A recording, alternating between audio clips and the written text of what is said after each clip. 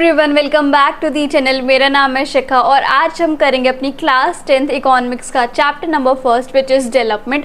बहुत छोटा सा और बहुत आसान सा चैप्टर है ये। इसको पढ़ने में ज़्यादा टाइम भी नहीं लगेगा और बहुत इजी सा चैप्टर है। Let's begin our chapter without any देरी। अच्छा, ये जो आपको पीडीएफ दिख रही है इसके अंदर सारे के सारे नोट्स आपको मिलेंगे, प्लस इंपॉर्टेंट क्वेश्चंस भी आपको इसी पीडीएफ में मिलेंगे। एंड रेफरेंस लिया है मैंने इनोवेटिव ज्ञान वेबसाइट से, ठीक है। इसी पीडीएफ में आपको लिंक भी मिल जाएगी। तो ये जो पीडीएफ है वो आप डाउनलोड कर सकते हैं टेलीग्राम चैनल पर से, एंड वहीं पर आपको सारे सब्जेक्ट के नोट्स मिल जाएंगे। और कोई भी डाउट आए तो आप मुझे इंस्टाग्राम पे फॉलो करके डीएम कर सकते हैं, एंड वहीं पर आपको चैनल से रिलेटेड अपडेट्स देखने को मिलेंगे। सो बिना किसी देरी के हम अपने चैप्टर को स्टार्ट करते हैं। डेवलपमेंट। अच्छा, डेवलपमेंट का हिंदी में मैं आपको आसान सा शब्द बताऊँ ना तो उसका मतलब होता है बढ़ोतरी, ग्रोथ होना। कोई भी चीज़ डेवलप होना, इसका क्या मतलब है? India is a developing country और US is a developed country. मतलब इंडिया की ग्रोथ हो रही है और यूएस जो ऑलरेडी डेवलप्ड है उसकी बहुत बड़े लेवल तक ग्रोथ हो चुकी है, ठीक है। और भी बहुत सारे इम्पॉर्टेंट गोल्स होते हैं कि इंसान के, जैसे कि उसकी इनकम बढ़े, उसको इक्वल ट्रीटमेंट मिले, उसको फ्रीडम मिले, सिक्योरिटी मिले, दूसरों से रिस्पेक्ट मिले। ये कुछ इंपॉर्टेंट गोल्स होते हैं, ठीक है। अब अलग अलग लोगों के लिए अलग अलग गोल्स होते हैं। जैसे कि अगर मैं डेवलपमेंट एक वर्ड लूँ, यानी कि बढ़ोतरी या फिर ग्रोथ एक वर्ड लूँ, तो अलग अलग लोगों का डेवलपमेंट अलग अलग मीनिंग निकालता है, ठीक है।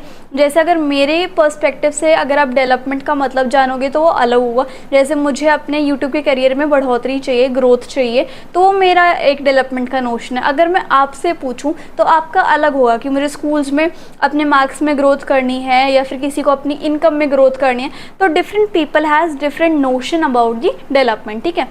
It is because the life situation of the persons are different. क्योंकि हर एक इंसान की ज़िंदगी अलग होती है, इसलिए सबके अलग गोल्स होते हैं, अलग डेवलपमेंट का नोशन होता है, ठीक है। और पीपल थिंक लोग जो है उन चीज़ों को ज़्यादा मायने रखते हैं जो उनकी डिज़ायर को फुलफ़िल करे, उनके एस्पिरेशंस को फुलफ़िल करे, उनको फर्स्ट प्रायोरिटी पे रखती है, ठीक है। जो एक इंसान के लिए डेवलपमेंट है, जो एक इंसान का गोल है, वो दूसरे इंसान के लिए बहुत रेयर ही होगा कि सेम हो। नहीं तो सबके अपने अपने गोल्स होते हैं, अपनी अपनी डेवलपमेंट की डेफिनेशन होती है, ठीक है। फॉर एग्ज़ाम्पल, अगर कोई अमीर घर का बॉय है तो उसका गोल होगा कि मेरा जो एडमिशन है वो किसी अच्छे से रेप्यूटेड कॉलेज में हो जाए। और वहीं पर अगर किसी अमीर घर की गर्ल का डेवलपमेंट गोल होगा कि उसको इतनी फ्रीडम मिले जितनी उसके ब्रदर को मिलती है। तो सबके अपने अपने अलग रूल्स होते हैं, सबकी अपनी अलग लाइफ होती है, इसलिए सबके अपने गोल्स अलग है, सबकी डेवलपमेंट की डेफिनेशन अलग है, ठीक है। Next is income and other goal. Important जो है डेवलपमेंट का एक मोस्ट इम्पॉर्टेंट कंपोनेंट या फिर एक मोस्ट इम्पॉर्टेंट पार्ट माना जाता है। और ये जो है इसकी वजह से हम बहुत सारे मटेरियल गुड्स खरीद सकते हैं इनकम की वजह से, और सर्विसेज भी प्रिवेल कर सकते हैं, एंड सर्विसेज भी हम ले सकते हैं। इम्पॉर्टेंट गुड्स जो हमारे मटेरियल गुड्स हैं उनको भी खरीद सकते हैं एंड सर्विसेज को भी रेंडर कर सकते हैं, ठीक है। तो डेवलपमेंट में इनकम मोस्ट इम्पॉर्टेंट है। और earning high income is a goal for development. Development के लिए सबसे इम्पॉर्टेंट गोल क्या है? अर्निंग हाई इनकम, कि हमारी इनकम जितनी ज़्यादा अच्छी होगी उतना अच्छा हमारा लाइफस्टाइल होगा, ठीक है। लेकिन it is not the only goal. सिर्फ यही एक गोल नहीं है। अपार्ट फ्रॉम इनकम लोगों को और भी बहुत सारी चीज़ें चाहिए होती हैं, ठीक है। जैसे इक्वल ट्रीटमेंट मिले, फ्रीडम मिले, सिक्योरिटी मिले, दूसरों से रिस्पेक्ट मिले। तो इसलिए डेवलपमेंट में मिक्स ऑफ गोल्स आते हैं, है ना। Next is national development. क्या होती है? मतलब पूरे नेशन की बढ़ोतरी, पूरे नेशन की ग्रोथ, पूरे नेशन की डेवलपमेंट, ठीक है। और ये the ability of a nation, ये एक नेशन की एबिलिटी होती है कि वो उसके देश के अंदर जितने भी लोग रह रहे हैं उनका स्टैंडर्ड ऑफ लाइफ को इम्प्रूव करे, ठीक है। जैसे कि हेल्थ केयर अच्छा करे, एजुकेशन सिस्टम अलग अच्छा करे, एम्प्लॉयमेंट स्टेटस अच्छा करे, इस तरीके से। अब कैसे हम डिफरेंट कंट्रीज़ को और कैसे हम डिफरेंट स्टेट्स को मेजर करते हैं, एक दूसरे से के साथ कंपेयर करते हैं। जैसे केरला एंड बिहार को मेजर कर रहे हैं, बिहार एंड हरियाणा को मेजर कर रहे हैं, तो कैसे कैसे हम एक दूसरे को कंपेयर कर रहे हैं, उसका क्या एक टूल बनाया गया है। अगर हमें दो कंट्रीज़ को कंपेयर करना है जैसे इंडिया एंड यूएसए, और अगर हमें दो स्टेट्स को कंपेयर करना है जैसे कि हरियाणा एंड केरला, इस तरीके से, तो फिर हम क्या करेंगे? हम किस बेसिस पे मेजर करेंगे, कंपेयर करेंगे? या तो नेशनल इनकम के बेसिस पर या फिर पर कैपिटा इनकम के बेसिस पर, ठीक है। पर कैपिटा इनकम क्या होती है? एवरेज इनकम, ठीक है। ये दो इंपॉर्टेंट पिलर्स है जिसकी वजह से हम किन्हीं भी दो कंट्रीज़ या ज़्यादा कंट्रीज़ को मेजर कर सकते किन्हीं भी दो कंट्रीज़ को या स्टेट्स को मेजर कर सकते हैं, या तो नेशनल इनकम के थ्रू या पर कैपिटा इनकम के थ्रू। अगर मैं नेशनल इनकम के साथ कंपैरिजन करूँ तो नेशनल इनकम क्या होती है कि एक कंट्री में जितने भी रेजिडेंट रहते हैं उन सब ने एक साल के अंदर कितनी इनकम अर्न करी, वो क्या होता है, नेशनल इनकम होता है। ठीक है, countries with higher national income are considered as developed income countries. जिन कंट्रीज की सबसे ज़्यादा नेशनल इनकम है उनको हाई या फिर डेवलप्ड कंट्री कहा जाता है, जैसे कि यूएसए, जर्मनी और फ्रांस। जैसे कि यूएसए, जर्मनी और France. However national income may not be a true indicator, लेकिन नेशनल इनकम ही ट्रू इंडिकेटर नहीं है कि मतलब अगर हम दो कंट्रीज़ को कंपेयर भी करना चाहे तो नेशनल इनकम इतना अच्छे से हमें कंपेयर नहीं करके दिखा सकता कि यही डेवलप्ड कंट्री है, यही डेवलपिंग कंट्री है, क्योंकि पॉपुलेशन फैक्टर भी है। मान लो अगर किसी कंट्री का पॉपुलेशन ज़्यादा है और किसी कंट्री का पॉपुलेशन कम है, तो ऑब्वियसली जिसकी का पॉपुलेशन ज़्यादा होगी उसकी नेशनल इनकम भी ज़्यादा होगी, और जिसकी पॉपुलेशन कम होगी उसकी नेशनल इनकम भी कम होगी। तो नेशनल इनकम जो है वो एज अ हम गुड इंडिकेटर नहीं मानते हैं अगर हमें कंपेयर करनी है डिफरेंट कंट्रीज। ठीक है, इस ड्रॉबैक को ओवरकम करने के लिए हमारे पास पर कैपिटा इनकम हमारे सामने एक टूल आता है जिसकी वजह से हम डिफरेंट नेशंस को कंपेयर कर सकते हैं। पर कैपिटा इनकम का क्या मतलब है, एवरेज इनकम। ठीक है, अब पर कैपिटा इनकम के थ्रू हम कंपैरिजन करके देखते हैं पर कैपिटा इनकम कैसे होता है। जैसे कंट्री की जितनी भी पॉपुलेशन है उसको हम किससे डिवाइड कर देते हैं, टोटल इनकम से। मान लो अगर हमारी कंट्री की जो वो है इनकम है, टोटल इनकम है वो 10,000 है और पॉपुलेशन जो है वो 1000 है, तो हमारी इनकम कितनी आ जाएगी, 10 रुपीज़। ठीक है, 10 रुपीज़। तो इसलिए एवरेज या फिर पर कैपिटा इनकम जो है वो कैसे मिलता है हमें, dividing the total income by the population of a country, तब जाके हम डिफरेंट कंट्रीज़ को कंपेयर करते हैं। अब जो वर्ल्ड बैंक है ना हमारा, वो एक वर्ल्ड डेवलपमेंट रिपोर्ट जिसको हम WDR कहते हैं, वो हर साल ये पब्लिश करते हैं। क्या पब्लिश करते हैं इस रिपोर्ट में कि कैसे कि हमने जो है नेशंस को कंपेयर किया है पर कैपिटा इनकम के आधार पे। तो ये वर्ल्ड डेवलपमेंट रिपोर्ट जो है सारे नेशंस को कंपेयर करती है पर कैपिटा इनकम के बेसिस पर। ठीक है, अब वर्ल्ड बैंक जो है वो कंट्रीज़ को क्लासिफाई करता है। कैसे क्लासिफाई करता है, रिच कंट्री के आधार पर, मिडिल इनकम कंट्री के आधार पर और पुअर कंट्री के आधार पर। ठीक है, rich countries middle east countries को छोड़ के क्या मानी जाती हैं, डेवलप्ड कंट्रीज़। ठीक है, और इंडिया जो है वो लो मिडिल इनकम कंट्री के अंदर आती है। ठीक है, अब जैसे वर्ल्ड बैंक जो है वो पर कैपिटा इनकम के आधार पे कंट्रीज़ को क्लासिफाई करता है, तो किस किस उसमें बांटता है, rich countries, low income countries या लो मिडिल इनकम कंट्रीज़ के थ्रू वो बांटता है। रिच कंट्रीज़ कौन सी कंट्री होती हैं, जिनकी पर कैपिटा इनकम $49,300 पर एनम जितनी हो या उससे अबव हो 2019 के स्टैट्स के आधार पे, उन्हें हम रिच कंट्रीज़ कहते हैं या फिर डेवलप्ड कंट्री या फिर हाई इनकम कंट्रीज़ कहते हैं। और लो इनकम कंट्रीज़ कौन सी होती है, जिनकी पर कैपिटा इनकम $2500 या उससे कम हो, उन्हें लो इनकम कंट्रीज़ कहा जाता है। और लो मिडिल इनकम कंट्रीज़ कौन सी होती हैं, इंडिया जो है वो लो मिडिल इनकम कंट्रीज़ में आती है, क्योंकि उसकी पर कैपिटा इनकम 2019 के हिसाब से $6700 थी पर एनम के हिसाब से, तो इसलिए इंडिया जो है लो मिडिल इनकम कंट्रीज़ में आता है। ठीक है, इनकम एंड अदर क्राइटेरिया। अब इनकम ही सब कुछ नहीं है ना, दूसरे क्राइटेरियाज भी देखने पड़ेंगे। ठीक है, डेवलपमेंट लेवल सिर्फ इनकम के लेवल के हिसाब से ही जज नहीं करना चाहिए, दूसरे क्राइटेरिया को भी हमें कंसिडर करना चाहिए। तो इसलिए हमने 3 स्टेट्स ली, हरियाणा, केरला एंड बिहार। ठीक है, अब पर कैपिटा इनकम देखो, हरियाणा, केरला और बिहार की यहाँ पर मेंशन है। फिर इन्फेंट मोर्टेलिटी रेट क्या होता है कि एक साल में कितने बच्चों की, जो न्यूबॉर्न बेबीज़ हैं, वो एक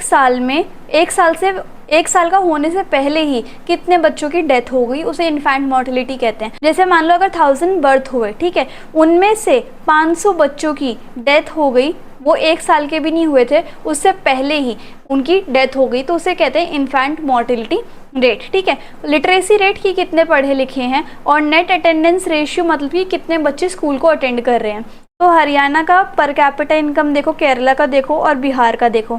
इन्फेंट मोर्टेलिटी रेट बिहार में सबसे ज़्यादा, कि मतलब इसका मतलब क्या है कि बिहार में हेल्थ केयर फैसिलिटीज़ अच्छी नहीं है। उसके बाद हरियाणा में भी कम हेल्थ केयर फैसिलिटीज़ है, केरला में जो है काफ़ी अच्छी हेल्थ केयर फैसिलिटी है। लिटरेसी रेट देखो सबसे ज़्यादा केरला का अच्छा है, मतलब वहाँ की लिटरेसी रेट, वहाँ का लिटरेसी इंफ्रास्ट्रक्चर काफ़ी अच्छा है। उसके बाद हरियाणा का भी अच्छा है, लेकिन बिहार में बहुत कम लिटरेसी रेट है। नेट अटेंडेंस रेशियो देखो, सबसे ज़्यादा बच्चे जो है एजुकेटेड केरला में, सबसे ज़्यादा बच्चे जो है स्कूल अटेंड केरला में ही कर रहे हैं, उसके बाद हरियाणा में एंड फिर बिहार में। ठीक है, तो इस टेबल से हमें क्या पता चलता है कि हरियाणा की पर कैपिटा इनकम जो है वो सबसे हाईएस्ट है। इसका क्या मतलब है कि यहाँ पर ज़्यादा अर्निंग अपॉर्चुनिटी है बिहार से ज़्यादा हरियाणा में। ठीक है, इन्फेंट मोर्टेलिटी रेट केरला में कम है। इसका क्या मतलब है, केरला में ज़्यादा अच्छी मेडिकल फैसिलिटीज़ हैं दोनों स्टेट से कंपैरिजन में। लिटरेसी रेट जो है केरला में ज़्यादा है, बिहार में सबसे कम है। इसका मतलब क्या है कि केरला में ज़्यादा एजुकेशन अपॉर्चुनिटीज़ अच्छी हैं। नेट अटेंडेंस रेशियो भी केरला में ज़्यादा है और बिहार में लोएस्ट है। अब ये इन्फेंट मोर्टेलिटी रेट जैसे मैंने आपको बता दिया कि 1 साल का होने से पहले कितने बच्चों की डेथ हो रही है पर 100 लाइव बर्थ। ठीक है, तो उसे हम क्या कहते हैं, नेट ये infant mortality rate. Literacy rate क्या है कि 7 साल का जो एज ग्रुप है, जितने बच्चे 7 साल के हैं प्लस उससे अबव कितने बच्चे जो है लिटरेट हो रहे हैं, कितनी हमारी लिटरेट पॉपुलेशन है 7 साल से ऊपर। ठीक है, नेट अटेंडेंस रेशियो क्या है कि 6 to 10 की एज ग्रुप में कितने बच्चे जो है स्कूल को अटेंड कर रहे हैं उसी एज ग्रुप में, उसे हम नेट अटेंडेंस रेशियो कहते हैं। नाउ पब्लिक फैसिलिटीज़ आपको पता है इनकम एक अच्छा टूल है डेवलपमेंट का, लेकिन इनकम ही हर चीज़ नहीं है। जैसे इनकम हमें पॉल्यूशन फ्री एरिया नहीं दे सकती, हमें डिसीजेस से नहीं बचा सकती, इसलिए पब्लिक फैसिलिटी जैसे प्राइमरी और सेकेंडरी एजुकेशन हो गया, हेल्थ केयर सर्विस हो गया, क्लीनलीनेस हो गया, पॉल्यूशन फ्री एरिया, वो भी बहुत इंपॉर्टेंट है हमारी लाइफ के लिए। ठीक है, तो हमारी जेब में बेशक पैसा हो, लेकिन पैसा ही हमें हर चीज़, हर गुड एंड सर्विसेज नहीं दे सकता ताकि हम अच्छे से रह सकें। ठीक है, सो मनी जो है वो हमें अच्छे से रहने के लिए हर चीज़ या हर सर्विस नहीं दे सकता। मनी हमें पॉल्यूशन फ्री इन्वायरमेंट नहीं दे सकता, एक डिसीज़ फ्री लाइफ नहीं दे सकता। ठीक है, और मनी के अलावा भी लोगों को इक्वल ट्रीटमेंट चाहिए सोसाइटी में, फ्रीडम चाहिए, डिग्निटी चाहिए, ऑनर चाहिए, जो मनी उन्हें नहीं दे सकती। ठीक है, next is public distribution system यानी कि पीडीएस। ये एक ऐसा सिस्टम है जिसमें जो गरीब लोग हैं उनको फूड सप्लाई किया जाता है मार्केट प्लेस से कम के प्राइस में। ठीक है, मार्केट प्राइस से कम प्राइस में। ठीक है, जैसे कि तमिलनाडु, अगर हम तमिलनाडु के कुछ एरियाज़ देखें, झारखंड के कुछ एरियाज़ देखें, तमिलनाडु में तो बहुत अच्छे से पीडीएस सिस्टम जो है वो काम कर रहे हैं, लेकिन झारखंड और बिहार में काफ़ी अच्छे पीडीएस जो है वो नहीं है। ठीक है, अब हम देखते हैं अगर हमें डेवलपमेंट को मेजर करना है तो एक बहुत अच्छा टूल है, वो है HDR या फिर HDI, ह्यूमन डेवलपमेंट रिपोर्ट या फिर ह्यूमन डेवलपमेंट इंडेक्स। और ये जो रिपोर्ट है वो कौन पब्लिश करती है, UNDP, United Nations development programme. ये एक बेस्ट मेथड है हमारे नेशन की डेवलपमेंट को कंपेयर करने का, मेजर करने का। ये जो है 3 बेसिस पर रिपोर्ट बनाता है। एक तो पर कैपिटा इनकम के हिसाब से कितने लोग जो है कितने सालों तक जी रहे हैं, लाइफ एक्सपेक्टेंसी। दूसरा उनका लिटरेसी रेट कितना है, और एनरोलमेंट रेशियो क्या है, मतलब कितने बच्चे स्कूल्स में जा रहे हैं और कितने नहीं जा रहे हैं। तो इसमें हर चीज़ आ गई, इनकम भी आ गई, हेल्थ भी आ गई, एजुकेशन भी आ गई। ठीक है, तो HDI जो है वो हर चीज़, life expectancy, per capita income और एजुकेशन, तीनों चीज़ को लेके आता है और उसके हिसाब से कंट्रीज़ को रैंक करता है ना।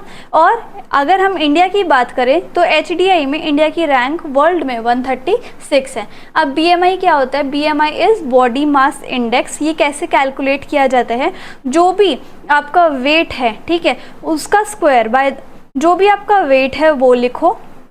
ठीक है, वो होना चाहिए आपका kgs में, और जो भी आपकी हाइट है वो लिखो मीटर में और उसको स्क्वायर कर दो, और तब आपका आ जाएगा BMI। अगर आपका BMI 18.5 से कम है तो आप अंडर नरिश, आपको ज़्यादा खाने पीने की ज़रूरत है। और अगर आपका BMI 25 से ज़्यादा है तो आप ओवरवेट हो, आपको घटाने की ज़रूरत है। ठीक है, अब जैसे हमने देखा कि UNDP भी कंपेयर कर रहा है कंट्रीज़ को और स्टेट्स को, और वर्ल्ड बैंक भी कंपेयर कर रहा है कंट्रीज़ एंड स्टेट्स को, तो दोनों में क्या फ़र्क है और कौन सा ज़्यादा बेटर है। तो यूएनडीपी तो देखो एचडीआई के थ्रू, एचडीआर के थ्रू एजुकेशन, हेल्थ, पर कैपिटा इनकम तीनों को बेस ले रहा है और तब कंट्रीज़ जो है वो रैंक करता है, ठीक है। और ये जो है डेवलपमेंट का एक ब्रॉड कंसेप्ट है। और अगर हम वर्ल्ड बैंक की बात करें तो ये सिर्फ पर कैपिटा इनकम के आधार पर कंपैरिजन करता है, ठीक है। किससे कंपेयर करता है? पर कैपिटा इनकम के आधार पर ये कंपैरिजन कर रहा है दो कंट्रीज़ को, दो स्टेट्स को, और ये नैरो कंसेप्ट है डेवलपमेंट का, ठीक है। इसके थ्रू, वर्ल्ड बैंक के थ्रू हम rich, middle and poor categories में कंट्री को डिवाइड करते हैं।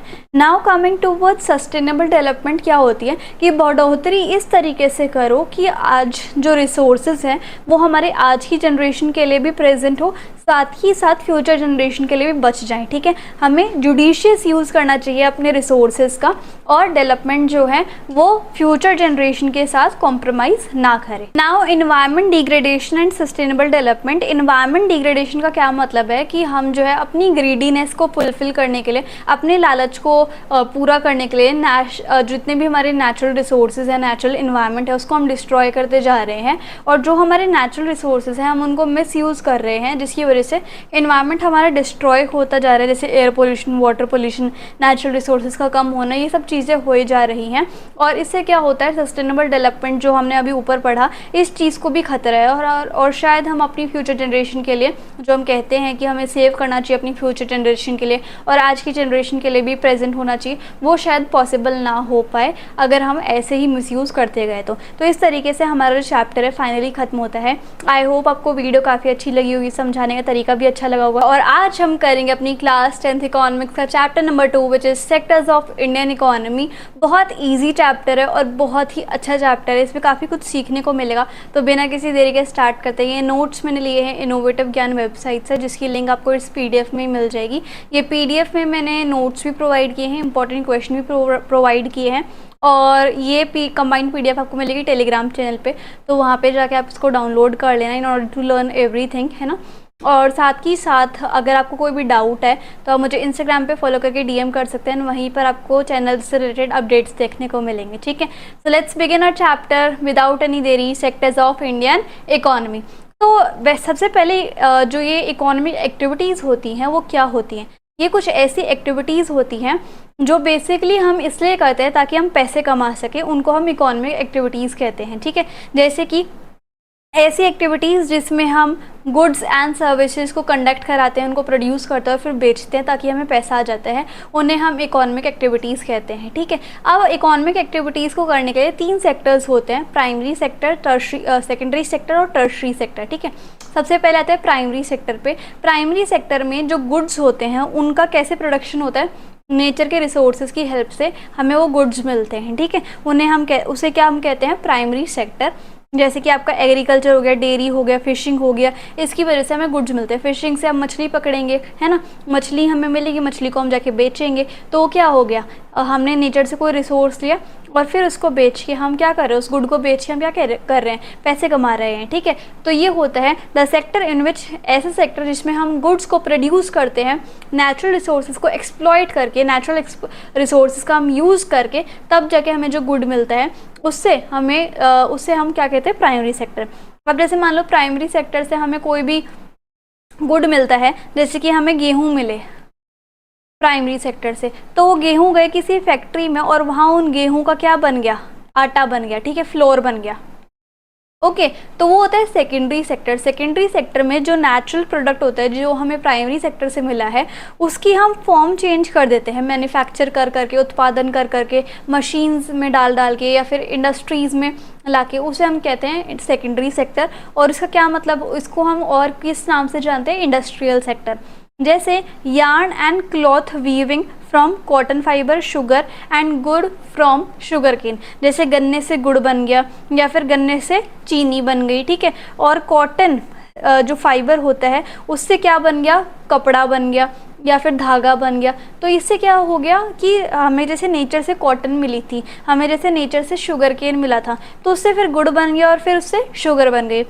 नेचर से कॉटन मिली थी, उससे हमारा धागा बन गया और कपड़ा बन गया। तो ऐसे सेकेंडरी सेक्टर में मशीन्स एंड फैक्ट्रीज का काम होता है। उसके बाद टर्शरी सेक्टर, मान लो सेकेंडरी सेक्टर में हमारा गुड़ बन गया, चीनी बन गई, उनको दुकानों तक पहुंचाना भी तो है, तो उसमें बहुत सारी सर्विसेज लगेंगी, इंफॉर्मेशन एंड कम्युनिकेशन टेक्नोलॉजी लगेगी, ट्रांसपोर्टेशन सर्विसेज लगेंगी, वेयर हाउसिंग लगेगा, एडवर्टाइजिंग लगेगी, ठीक है। तो टर्शरी सेक्टर हो गई जो हेल्प किस टर्शरी सेक्टर हेल्प कराता है प्राइमरी और सेकेंडरी सेक्टर की, और इसे हम सर्विसेज सेक्टर भी कहते हैं क्योंकि ये हमें सर्विसेज प्रोवाइड करता है, जैसे कि बैंकिंग, ट्रांसपोर्ट, इस तरीके से। अब हम तीनों सेक्टर को कंपेयर करते हैं, ठीक है। प्राइमरी, सेकेंडरी और टर्शरी सेक्टर जो है एक दूसरे के ऊपर बहुत ज़्यादा डिपेंड है, बिना किसी एक किसी का भी काम नहीं चलेगा, ठीक है। So as the goods and services, क्योंकि एक सेक्टर में बने हुए गुड्स एंड सर्विसेज जो हैं दूसरे सेक्टर में भी काम आते हैं, है ना। अब गुड्स जो है वो दो टाइप के होते हैं। सबसे पहले फाइनल गुड्स एंड सर्विसेज। ये फाइनल कैसे होते हैं? जिनके ऊपर और कोई प्रोसेसिंग नहीं होनी, कोई उत्पादन नहीं होता है, ये डायरेक्टली कंज्यूम कर लेते हैं कंज्यूमर, ठीक है। ये डायरेक्टली कंज्यूम करने के लिए होते हैं। और इंटरमीडिएट गुड्स एंड सर्विसेज ऐसे होते हैं जिनके ऊपर अभी थोड़ा काम बचा हुआ है, ठीक है। इनको आगे हम फर्दर प्रोडक्शन के लिए लेके जाते हैं। जैसे कि एक जगह हमें प्राइमरी सेक्टर से वीट मिला, फिर उसका हमने एक फैक्ट्री में आटा बना दिया। अब ये आटा जो है कई कई घरों में चला जाएगा फाइनल कंजम्पशन के लिए, और यही आटा कई बार बेकरी में चला जाएगा इनके केक्स वगैरह बनाने के लिए, ठीक है। तो ये होते हैं इंटरमीडिएट गुड्स एंड सर्विसेज जिन पे अभी आगे काम बाकी है। और जीडीपी क्या होती है? Gross domestic product. इसमें देखना जो हमारे जितने भी सेक्टर्स हैं, तीन सेक्टर्स है ना, प्राइमरी, सेकेंडरी एंड टर्शरी, उसमें जितने भी आपके गुड्स बने, क्या बने? फाइनल गुड्स एंड सर्विसेज जितने भी बने, वो भी एक साल के अंदर अंदर उन सभी गुड्स का, फाइनल गुड्स एंड सर्विसेज का हमें वैल्यू का सम करना है तीनों सेक्टर्स में, उससे जीडीपी आ जाएगी। जैसे प्राइमरी सेक्टर में, सेकेंडरी सेक्टर में और टर्शरी सेक्टर में जितने भी फाइनल गुड्स एंड सर्विसेज बने एक साल के अंदर अंदर, उन सभी गुड्स की वैल्यू को प्लस कर करके हमें क्या मिल जाएगा? ग्रॉस डोमेस्टिक प्रोडक्ट, ठीक है। अब देखो तीन सेक्टर्स की हिस्ट्री देखते हैं।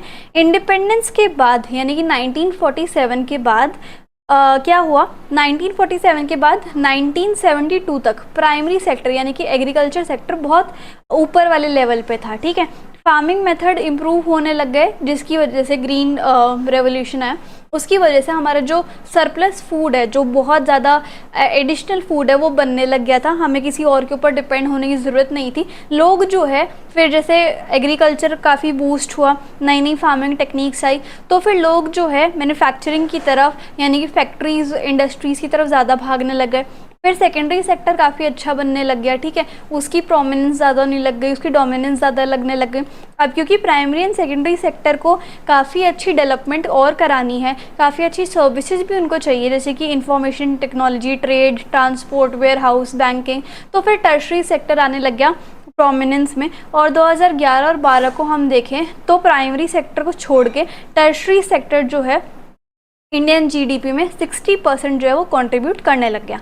अब आगे देखो प्राइमरी, सेकेंडरी और टर्शरी सेक्टर इन इंडिया। अगर हम कंपेयर करें इंडिया की जीडीपी 1973 से 1974 में और 2013 एंड 14 की, तो हमें ये दिखेगा कि जो प्राइमरी सेक्टर का डोमिनेंस था इंडियन मार्केट में, वो शिफ्ट हो गया टर्शरी सेक्टर की तरफ। मतलब टर्शरी सेक्टर का ज़्यादा डोमिनेंस है मार्केट में, ठीक है। अब टर्शरी सेक्टर का क्यों ज़्यादा इंपॉर्टेंस बढ़ने लग गया ये देखते हैं, है ना। जैसे 40 साल का गैप है 1973 और 74 के बीच में। 1973 एंड 74 से लेकर 2013 एंड 14 तक 40 ईयर्स का गैप है। तो तीनों सेक्टर्स जो है काफ़ी अच्छा ग्रो कर रहे हैं, और सबसे ज़्यादा इंक्रीज हमें देखने को मिला टर्शरी सेक्टर में। इसलिए अब इंडिया में टर्शरी सेक्टर जो है वो बहुत बड़े लेवल पे ग्रो हो चुका है, और उसने प्राइमरी सेक्टर, जैसे पहले प्राइमरी सेक्टर ज़्यादा अच्छा था ना पहले के टाइम में, लेकिन अब जो है टर्शरी सेक्टर जो है वो आ गया, और टर्शरी सेक्टर ने प्राइमरी सेक्टर को रिप्लेस कर दिया जीडीपी के मामले में, क्योंकि वो ज़्यादा जीडीपी को कंट्रीब्यूट करता है। कौन? Tertiary sector. अब इंडिया में क्यों ज़्यादा मोस्ट पॉपुलर हो गया टर्शरी सेक्टर? क्योंकि ये बेसिक सर्विसेज प्रोवाइड करता है लोगों को, है ना, जैसे कि हॉस्पिटल, पोस्ट ऑफिस, टेलीग्राफ, है ना। अगर एग्रीकल्चर और इंडस्ट्री यानी कि फैक्ट्री की डेवलपमेंट करानी है तो ट्रांसपोर्ट, ट्रेड, ये सारी एक्टिविटीज़ बहुत ज़रूरी हैं, और इनकम भी बहुत इंक्रीज़ हो गई है लोगों की, तो ज़्यादा से ज़्यादा सर्विसेज भी चाहिए लोगों को, है ना। और उसके बाद नई सर्विसेज जो है वो किसके ऊपर बेस्ड है? टेलीकम्युनिकेशन, इंफॉर्मेशन एंड कम्युनिकेशन के ऊपर। और सबसे ज़्यादा एम्प्लॉयमेंट कौन सा सेक्टर देता है? Tertiary sector. इसकी वजह से इंडिया में टर्शरी सेक्टर ज़्यादा इंक्रीज़ कर रहे हैं। अब सबसे ज़्यादा नौकरी कौन सा सेक्टर प्रोवाइड करता है इंडिया में? Tertiary sector. पहले तो प्राइमरी सेक्टर ज़्यादा प्रोवाइड किया करता नौकरियाँ, ठीक है, जैसे कि 74% दिया करता 1972 से लेकर 73 तक, लेकिन 2011 और 12 आते ही 49% नौकरियां देने लग गया था एग्रीकल्चर, ठीक है।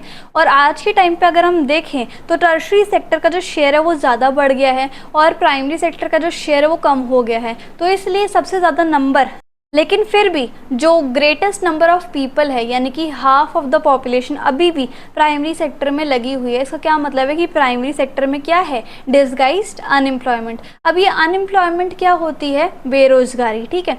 अब दो टाइप की अनएम्प्लॉयमेंट होती है, एक अंडर एम्प्लॉयमेंट और एक डिसगाइज्ड एम्प्लॉयमेंट, ठीक है, और एक होती है सीजनल अनएम्प्लॉयमेंट। अब इनका क्या मतलब होता है? डिसगाइज्ड एम्प्लॉयमेंट या फिर अंडर एम्प्लॉयमेंट कौन सी होती है कि मान लो ये एक ऐसी सिचुएशन होती है कि जहाँ पर 10 लोगों की रिक्वायरमेंट है, वहाँ पर 20 लोग ऑटोमेटिकली काम कर रहे हैं, तो ये हो गई डिसगाइज्ड एम्प्लॉयमेंट, जहाँ पर इतनी नीड नहीं होती है लोगों की, लेकिन फिर भी वहाँ पर ज़्यादा से ज़्यादा लोग एंगेज होते हैं, ठीक है। प्रोडक्शन पे कोई भी असर नहीं पड़ता अगर लोग वहाँ से चले भी जाएंगे, तो इसको हम अंडर एम्प्लॉयमेंट की सिचुएशन कहते हैं।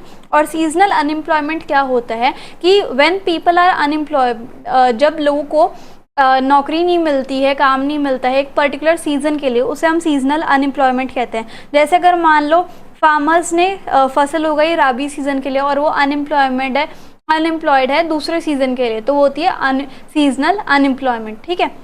How to create more employment. अब हम कैसे से ज़्यादा नौकरियां क्रिएट करें? अगर शॉर्ट टर्म के लिए नौकरी क्रिएट करने है तो MG नरेगा की स्कीम लिया जो कि 2005 में लॉन्च हुई थी, और 1/3 जो एम्प्लॉयमेंट है वो वुमेन के लिए रिजर्व करो। और लॉन्ग टर्म के लिए एम्प्लॉयमेंट प्रोवाइड करनी है तो रोड्स बनाने लग जाओ, ठीक है, इंडस्ट्री सेटअप करने लग जाओ सेमी रूरल एरियाज़ में, स्कूल्स एंड कॉलेजेस ओपन करो, हॉस्पिटल ओपन करो, कम से कम ब्याज पे एग्रीकल्चर क्रेडिट दो, ठीक है, एग्रीकल्चर फैसिलिटीज़ को बढ़ाओ, तो वहाँ पे क्या होता है, इससे नौकरियाँ वगैरह बढ़ जाती हैं। अब MG नरेगा क्या है? Mahatma Gandhi national rural employment guarantee act 2005। इसमें क्या होता है, जिन लोगों के पास काम नहीं है और जो काम करना चाहते हैं उनको 100 दिन के लिए स्पेशली रूरल एरियाज़ में गारंटीड काम मिलेगा और उसके बदले में वेजेस मिलेंगी। अगर गवर्नमेंट काम नहीं दे पाई या कोई ड्यूटी एम्प्लॉयमेंट की नहीं दे पाई तो फिर अनएम्प्लॉयमेंट अलाउंसेस भी मिलेंगे, मतलब कुछ पैसा या कुछ अमाउंट जो है गवर्नमेंट अपनी तरफ से देगी अगर वो नौकरी नहीं प्रोवाइड कर पाई तो। इसको हम राइट टू वर्क भी कहते हैं, ठीक है।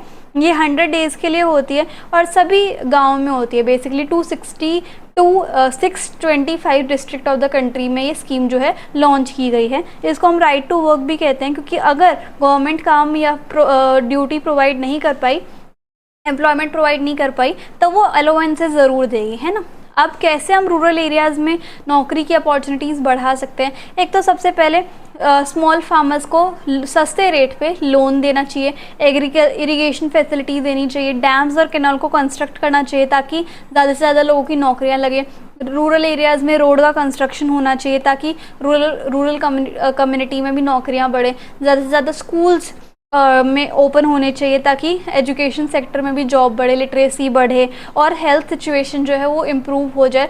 तो उसके लिए हमें ज़्यादा doctor, nurses and health workers भी चाहिए, किस में? रूरल एरियाज़ में, है ना। एग्रीकल्चर सेक्टर में हम कैसे एम्प्लॉयमेंट को क्रिएट करेंगे? हम लोन्स देने चाहिए हमें फार्मर को, एग्रीकल्चर के जो इक्विपमेंट है जैसे ट्रैक्टर हो गया और टूल्स वगैरह हो गए वो प्रोवाइड करने चाहिए। ड्राई एरियाज़ को इरिगेट करने के लिए डैम्स बनाने चाहिए, सीड्स और फर्टिलाइजर्स पे सब्सिडी मिलनी चाहिए, स्टोरेज फैसिलिटी प्रोवाइड करनी चाहिए, ट्रांसपोर्ट फैसिलिटी को इंक्रीज़ करना चाहिए। अब जो सेक्टर्स हैं वो दो तरीके के भी होते हैं। जैसे अभी हमने प्राइमरी सेक्टर, टर्शरी सेक्टर और सेकेंडरी सेक्टर को पढ़ा, ठीक है, लेकिन अब अगर हम लोग बाग कितने एम्प्लॉयड और कितने एम्प्लॉयड नहीं हैं उस कंडीशन के हिसाब से हमारे सेक्टर्स ऑफ इकोनॉमी जो है वो दो चीज़ों में डिवाइड है, ऑर्गेनाइज्ड एंड अनऑर्गेनाइज्ड सेक्टर, ठीक है। ऑर्गेनाइज सेक्टर कौन से होते हैं? जो कि गवर्नमेंट के साथ रजिस्टर होते हैं, गवर्नमेंट की दी गई रूल्स एंड रेगुलेशंस को ये मानते हैं, जैसे minimum wages act, factories act, और ये जो है लोगों को पक्के तरीके से रेगुलर एम्प्लॉयमेंट प्रोवाइड करते हैं, काम उनको देते हैं और formal process and procedures follow करते हैं। जबकि अगर हम अनऑर्गेनाइज सेक्टर के बारे में बात करें तो ये एक ऐसा सेक्टर है जहाँ पर वर्कर्स को बहुत कम वेजेस मिलती हैं, over time, paid over time के लिए कोई भी प्रोविज़न नहीं है, उन्हें तो बस काम पे लगाए रखते हैं। पेड हॉलीडेज़ हैं कि अगर तुमने छुट्टी करी तो उसके बाद तुम्हारी पैसे कटेंगे, इस तरीके से। ये रजिस्टर नहीं होते गवर्नमेंट के अंडर। ये जैसे कोई ऐसा सेक्टर होता है जो कि गवर्नमेंट के कंट्रोल और इंटरफेरेंस से बाहर होता है, वहाँ पर अनऑर्गेनाइज सेक्टर जो है बन जाते हैं। अब इनके बीच में एक वो भी है, क्या बोलते हैं, डिफरेंस बिटवीन, वो देख लेते हैं। जैसे ऑर्गेनाइज सेक्टर में फिक्स्ड वर्किंग आवर्स हैं, ठीक है, वर्किंग आवर्स हैं, मिनिमम फिक्स्ड मिनिमम वेजेस हैं, सब कुछ फिक्स है, एम्प्लॉयमेंट सिक्योर है, वर्किंग कंडीशन को एंजॉय करते हो, मेडिकल पेंशन जैसी सुविधाएं भी मिलती हैं। और अनऑर्गेनाइज सेक्टर में ना तो कोई फिक्स्ड आवर्स हैं, कम से कम सैलरी मिलती है, ठीक है, और गवर्नमेंट के द्वारा रजिस्टर भी नहीं होते हैं, एम्प्लॉयमेंट भी आपकी सिक्योर नहीं है, कब आपको निकाल दे कुछ नहीं पता, वर्किंग कंडीशन भी अच्छी नहीं है, और कोई भी पेंशन या फिर मेडिकल जैसी फैसिलिटी आपको नहीं मिलती है, ठीक है। तो अब ये पूछ रहे हैं कि अनऑर्गेनाइज सेक्टर में वर्कर्स की प्रोटेक्शन क्यों इम्पॉर्टेंट है वेजेस, सेफ्टी एंड हेल्थ को लेकर। देखो, जो एम्प्लॉयर होता है, जो कंपनी का मालिक होता है, वो कोई भी रूल को फॉलो नहीं करता जो गवर्नमेंट ने सेटअप किए हैं, जैसे कि मिनिमम वेजेस एक्ट को भी फॉलो नहीं करता है, ओवर टाइम के जो रूल्स हैं वो भी फॉलो नहीं करता है, ठीक है। तो इसलिए प्रोटेक्शन बहुत ज़रूरी है। ना तो उनको उनके जितना वो काम करते हैं उस हिसाब से उनको पैसे मिलते हैं, तो तब भी प्रोटेक्शन ज़रूरी है। जॉब भी सिक्योर नहीं है, आज उन्होंने हायर कर लिया, कब निकाल दे कुछ नहीं पता, तब इसलिए प्रोटेक्शन चाहिए। वर्कर्स को ना PF का कुछ मिलता, ना ग्रेट्युटी का, ना पेड लीव, ना फिर मेडिकल बेनिफिट, कुछ भी ऐसा बेनिफिट नहीं मिलता, और रिटायरमेंट के बाद कोई पेंशन नहीं है। तो इसलिए लोगों को प्रोटेक्शन चाहिए अनऑर्गेनाइज सेक्टर में, है ना। अब कैसे प्रोटेक्ट करें उन्हें अनऑर्गेनाइज सेक्टर में, ये देखो, बहुत सारे ग्रुप हैं ऐसे वल्नरेबल पीपल के, मतलब जो लोग बहुत ज़्यादा इनसिक्योर हैं अनऑर्गेनाइज सेक्टर में, उनको प्रोटेक्शन चाहिए होती है ऑन अ लार्ज, उन्हें प्रोटेक्शन बहुत ज़्यादा चाहिए होती है, ठीक है। रूरल एरिया में फार्मर को हमें सपोर्ट करना चाहिए, क्योंकि वो भी वल्नरेबल पीपल के अंदर ही आते हैं। उनको हमें सीड्स की टाइमली डिलीवरी करानी चाहिए, एग्रीकल्चर के क्रेडिट, इनपुट और स्टोरेज की फैसिलिटी देनी चाहिए। अर्बन एरियाज़ में जो स्मॉल स्केल इंडस्ट्री है वो बिग स्केल इंडस्ट्री से कंपटीशन बहुत ज़्यादा फेस करना पड़ता है, तो गवर्नमेंट को उन्हें सपोर्ट करना चाहिए, ठीक है, मार्केटिंग में, रॉ मटेरियल में, क्रेडिट में। और अगर हम फार्मर्स को सपोर्ट एंड प्रोटेक्ट करेंगे, वर्कर्स को सपोर्ट एंड प्रोटेक्ट करेंगे, तो हमारी इकोनॉमिक एंड सोशल डेवलपमेंट जो है वो ज़्यादा होगी, ठीक है। अगर हम ओनरशिप के आधार पे देखें तो दो टाइप के सेक्टर्स हैं, public sector and private sector. Public sector वो होते हैं जो कि गवर्नमेंट के द्वारा ओन किए जाते हैं, ठीक है, जहाँ पर गवर्नमेंट ही सारी एसेट्स एंड लायबिलिटीज़ की हकदार होती है, ठीक है। जैसे इंडियन रेलवेज़ जो है वो एक पब्लिक सेक्टर है, क्योंकि वो गवर्नमेंट ओन करती है। प्राइवेट सेक्टर कौन से होते हैं, जिसमें सारी एसेट्स और ओनरशिप किसके हाथ में होती है, किसी एक इंडिविजुअल या फिर प्राइवेट कंपनी के हाथ में होती है, जैसे इन्फोसिस और TCS। अब इसके बीच में भी डिफरेंस देख लो। पब्लिक सेक्टर का मेन काम क्या होता है, लोगों की भलाई, ये गवर्नमेंट द्वारा कंट्रोल, ओन एंड मैनेज किए जाते हैं। नेसेसरी फैसिलिटी गवर्नमेंट प्रोवाइड करती है, यहाँ पर अगर नौकरी मिल जाए तो सिक्योर रहती है। फिक्स वेजेस और इम्पॉर्टेंट फैसिलिटी प्रोवाइड करी जाती है, जैसे मेडिकल क्लेम, है ना। और जो सेक्टर है वो क्या प्रोवाइड करता है, बेसिक फैसिलिटी, जैसे एजुकेशन, हेल्थ, फूड सिक्योरिटी। और एग्जाम्पल क्या है, BSNL पोस्ट ऑफिस, है ना। अब अगर हम प्राइवेट सेक्टर की बात करें तो प्राइवेट सेक्टर जो है मैक्सिमम प्रॉफिट अर्न करने के चक्कर में रहता है। प्राइवेट इंडिविजुअल्स द्वारा ये ओन, कंट्रोल एंड मैनेज किया जाता है। सारी फैसिलिटीज़ मिलती हैं इंडिविजुअल को या ग्रुप ऑफ इंडिविजुअल को। एम्प्लॉयमेंट लेकिन सिक्योर नहीं है, फिक्स वेजेस यहाँ पर नहीं है। इंपॉर्टेंट फैसिलिटीज़ भी पक्का नहीं है कि देंगे या नहीं, जैसे कि ये जो है कंज्यूमर गुड्स प्रोवाइड करते हैं, मतलब गुड्स एंड सर्विसेज प्रोवाइड करते हैं, जैसे कि टिस्को, रिलायंस एंड ऑल, है ना। अब फार्मिंग सेक्टर में कौन कौन सी मेन प्रॉब्लम्स फेस करनी पड़ती है, जैसे कि इरिगेटेड लैंड नहीं होती है, इनकम में फ्लक्चुएशन होता रहता है। अगर किसी ने कर्जा ले रखा है बड़े लैंडलॉर्ड से या फिर मनी लेंडर से तो डेब्ट का बर्डन रहता है। ऑफ सीजन में कोई जॉब नहीं होती, और अच्छे दाम पे अगर क्रॉप्स नहीं बिकती तो लोकल ट्रेडर्स को ही बेच के काम चलाना पड़ता है, ठीक है। तो इस तरीके से हमारा जो चैप्टर है वो फाइनली खत्म होता है। मेरा नाम है शिखा और आज हम करेंगे अपना चैप्टर मनी एंड क्रेडिट, और ये जो नोट्स है वो मैंने लिए हैं इनोवेटिव ज्ञान वेब। तो ये जो चैप्टर है ना, ये बच्चों वाला चैप्टर है और छोटा सा भी है, और हम इसको कम से कम टाइम में पूरा पढ़ लेंगे। बस ये वीडियो देख लो, हो जाए आपका काम, ठीक है। तो मनी क्या होती है, पैसा, है ना। कोई भी चीज खरीदने जाते हो या फिर कोई भी चीज बेचने जाते हो, बदले में क्या देना या लेना पड़ता है, मनी, ठीक है। ये तो बच्चे को पता है, हर कोई छोटे से छोटा बच्चा भी ये चाहता है कि मुझे पैसे मिल जाए, है ना। So money act as a medium of exchange. कुछ भी चीज लाओ या फिर बेचो, एक्सचेंज में मनी ही चलता है अब, है ना। और money as a medium of exchange मतलब दिन में 70 ट्रांजेक्शन्स होती हैं। ट्रांजेक्शन मतलब पता है ना कि पैसा निकलता रहता है या फिर आता रहता है, ठीक है। तो पैसा जब निकलता है या फिर आता है तो एक्सचेंज ही तो हुआ, मनी एक्सचेंज ही तो हो रहा है ना। और इसीलिए क्योंकि ये एक्सचेंज में काम आता है तो फिर ये as a medium of exchange काम करता है।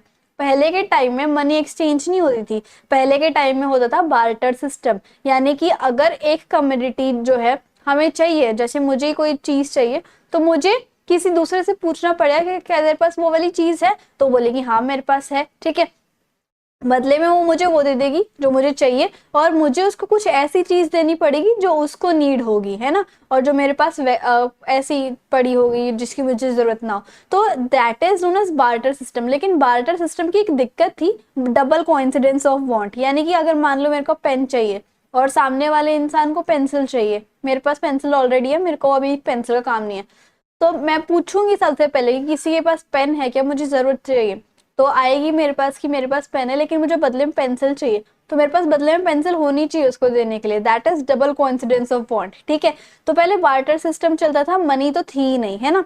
डबल कोइंसिडेंस ऑफ वांट क्या होता है कि दोनों पार्टी एग्री कर जाए कि हाँ हम बेच रहे हैं या फिर हम खरीद रहे हैं एक दूसरे से, ठीक है। Double coincidence of want barter system का एक एसेंशियल फीचर था, बहुत जरूरी होता था। बार्टर सिस्टम मतलब जब पहले पैसा नहीं होता था, पैसे का यूज नहीं किया जाता था, सिर्फ गुड्स को एक्सचेंज किया जाता था। गुड्स मतलब कोई भी चीज, सामान वगैरह, है ना। लेकिन बार्टर सिस्टम की कई दिक्कतें थी। एक तो सबसे पहले दोनों पार्टी को राजी होना पड़ता था कि हाँ हम खरीद बेच रहे हैं। दूसरा, उसकी कोई वैल्यू नहीं है। मान लो अगर मुझे कोई चीज चाहिए तो बदले में मैंने कोई ऐसी वैल्यू दे दी, मतलब मान लो मेरे को पेन चाहिए, पेन जो है वो 5 रुपए का है, लेकिन बदले में मैंने उसको 10 रुपए की चीज दे दी, ठीक है, पेन के बदले में। तो यहाँ पर कोई वेल्थ और वैल्यू का हिसाब किताब नहीं होता था कि जो चीज हमने ली है उसके बदले में हमने उतने ही रेट की चीज दी हो, जरूरी नहीं होता ऐसा, ठीक है। और जैसे कोई कुछ आइटम्स ऐसे हो सकते हैं जिनको हम डिवाइड नहीं कर सकते, जैसे कोई तेल लगा लो, है ना, कोई लिक्विड चीज लगा लो, आप उसको आप डिवाइड नहीं कर सकते ज्यादा अच्छे से, ठीक है। तो उन आइटम्स को मतलब देने में, एक्सचेंज करने में दिक्कत आती थी, और हम फ्यूचर के लिए चीजें स्टोर नहीं कर पाते थे डबल कोइंसिडेंस यानी कि बार्टर सिस्टम में।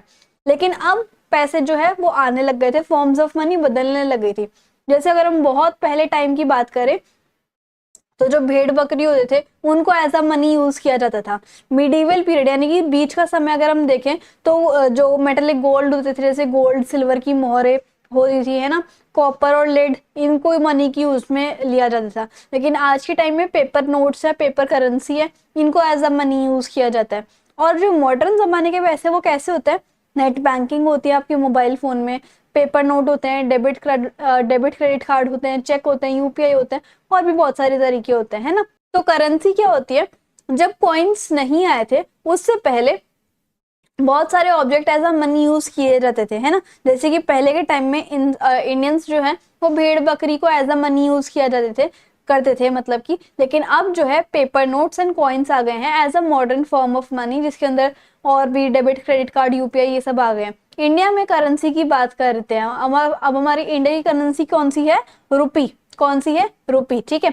आप मुझे कमेंट सेक्शन में बता सकते हो कि आपको किसी दूसरे देश की करेंसी के बारे में पता है, जैसे कि येन होती है जापान की, ऐसे कोई और पता है, बताना मुझे कमेंट सेक्शन में, ठीक है। तो इंडिया में आरबीआई होता है, रिजर्व बैंक ऑफ इंडिया, ये तो आपको पता ही है। वो क्या करता है, पूरे जितने भी भारत के नोट हैं उन सबको इशू करता है, ठीक है, उन सबको प्रिंट करता है सेंट्रल गवर्नमेंट के ऑर्डर पर, सेंट्रल गवर्नमेंट के बिहाफ पर, ठीक है। लेकिन जैसे जितने भी नोट हैं, अभी फिलहाल हमारे पास कितने नोट है, 10 का नोट है, 20 का नोट है, 5 का है, और उसके बाद कितने का है, 100 का है, 50 का भी है बीच में, उसके बाद सीधा 500, ये कुछ नोट है, ठीक है। लेकिन 1 रुपए का, 2 रुपए का तो नोट अब आता ही नहीं। पहले 1 रुपए, अभी थोड़ा बहुत 1 रुपए का जो है, 1 रुपए का नोट जो है वो मिनिस्ट्री ऑफ फाइनेंस इशू करती है, फिर प्रिंट करती है, बाकी सारे आरबीआई करता है सेंट्रल गवर्नमेंट के बेसिस पे या फिर बिहाफ पे।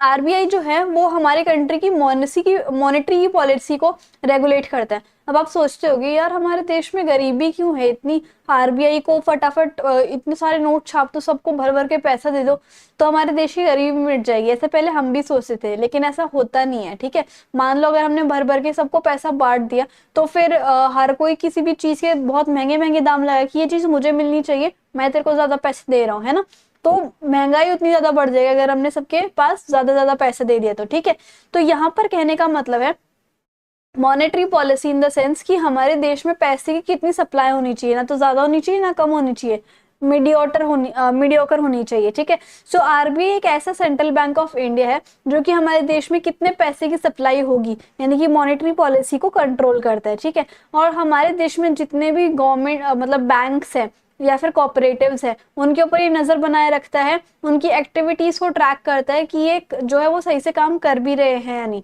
तो इस तरीके से आरबीआई के कुछ फंक्शंस होते हैं, जैसे कि एक तो ये करेंसी को प्रिंट करता है, इशू करता है, बैंक्स या फिर सेल्फ हेल्प ग्रुप या फिर कोऑपरेटिव के ऊपर ये गाइडलाइन इशू करता है कि जैसे मैं बोल रहा हूँ वैसे ही आपको काम करना है। ये देखता है कि आप अगर बैंक्स जो अगर वो लोन दे रहे हैं, क्रेडिट दे रहे हैं लोगों को, तो उसके ऊपर कितना इंटरेस्ट होना चाहिए, कितने तक आप इंटरेस्ट चार्ज कर सकते हो। मॉनेटरी पॉलिसी को ये मतलब कंट्रोल करता है, उसके ऊपर फीडबैक भी देता है गवर्नमेंट को कि हमें इतना सप्लाई करना चाहिए अभी फिलहाल में पैसा, है ना। ये सब इकोनॉमिस्ट का काम होता है। और आरबीआई जो है बैंक को कहता है, जितने भी बैंक है, कि मैं तुमसे कुछ पैसा लेके अपने पास रखूंगा एज अ गारंटी या फिर एज अ सिक्योरिटी, ताकि हमारे देश में ज्यादा पैसे की सप्लाई ना हो जाए। तो बैंक को अपना कुछ पैसा आरबीआई को देना होता है for a reserve kind of. ठीक है, मॉनेटरी पॉलिसी मैंने आपको बता दिया। अब हम पढ़ेंगे डिपॉजिट विद बैंक। अच्छा, ये जो नोट्स मैं आपको पढ़ा रही हूँ ना फुल फ्लेश्ड है, आपको एनसीईआरटी की भी रीडिंग की जरूरत नहीं होगी, एक भी पॉइंट इसमें मिस नहीं है। ठीक है, डिपॉजिट विद बैंक पढ़ते हैं। देखो क्या होता है, the other form in which people hold money is deposit with bank.